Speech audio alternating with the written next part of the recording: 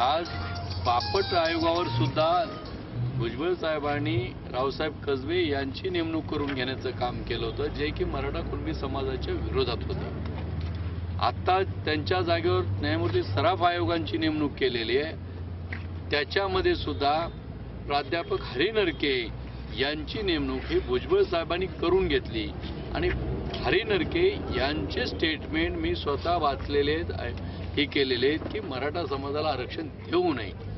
मग अशा लोकांची नेमणूक भुजबळ साहेब का करतात? सगळ्यात भुजबळचं म्हणणं एवढंच आहे की जसं शेड्यूल ट्राईबचं आरक्षण आहे त्याला आपण धक्का लावत नाही, शेड्यूल कास्टचं आरक्षण आहे त्याला धक्का लावत नाही, तसं या राज्यातील 54% लोक त्यांना जे ओबीसी त्यांना जे आरक्षण मिळालेलं आहे 27%, त्या आरक्षणाला धक्का न लावता त्यांना डिस्टर्ब न करता वेगळ्या पद्धतीनं जे काही आरक्षण देता येईल ते अवश्य द्या, असं आमचं म्हणणं आहे.